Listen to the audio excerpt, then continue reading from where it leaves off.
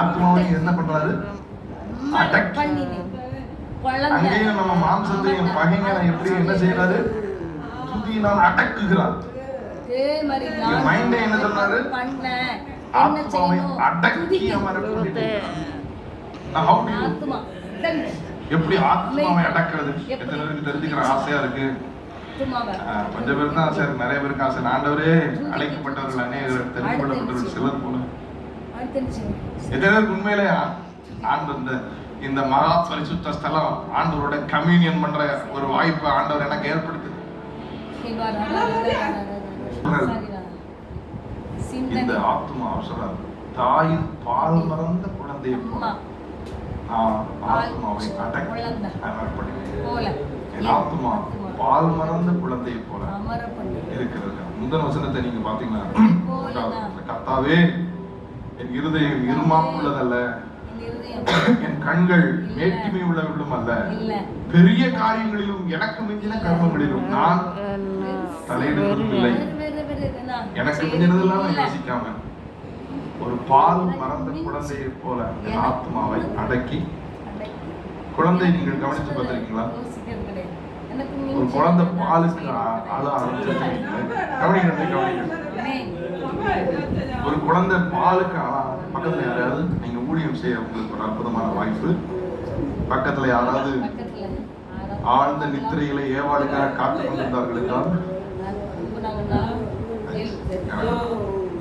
அதுக்கும் போஷிக்கும் ஒன்னா போனோம். எல்லாரும் போஷிக்கப்பட்டு எல்லாரும் செழிப்பா புஷ்டியா பசுமையா வளர்ந்துட்டு ஆமாம் சொல்லுங்க. கைதட்டி தேவனை மகிமைப்படுத்துங்க. A good shepherd is concerned about one lost sheep rather than the 99 sheep. காணாமல் போன வழி தொலைத்த ஒரு ஆட்டுக்கு முன்பாகத்தான் அந்த நல்ல மேம்படுத்தும். ஒரு பாலுக்காக அழுகிற குழந்தைய நீங்க கிழு காட்டி காமிங்க, நீங்க சுத்தி காமிங்க, அந்த அழுகை நிறுத்தாது. ஏதாவது இருந்துட்டு இருக்கும், அழகிட்டு தான். நீங்க என்ன குஸ்தி அடிச்சு காமிங்க, சிரிப்பு காமிங்க, கிழக்கு காமிங்க, பொம்மையை காமிங்க, அது என்னதான் செய்யும்? அது எப்பதான் அடங்கும்? சொல்லுங்க சொல்லுங்க சத்தமா. எப்பதான் அடங்கும்? பாலை குடிச்சாதான் அந்த குழந்தை அடங்கும். அப்படித்தான் இந்த ஆத்மா. 1 பேதுரு 2வது அதிகாரம் 3வது வசனத்திலே பாலை குறித்து பேதுரு எழுதுகிறார்.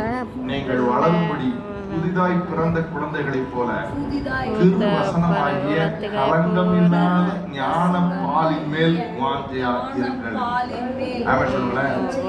அப்போ ஆத்மாவை அடக்குகிற பால் மறந்த குழந்தையை போல அமர பண்ணுகிற ஒரு பால் உண்டு என்றால் அது கர்த்தருடைய வசனம் என்ற ஞான பால் தான். கைகளை தட்டி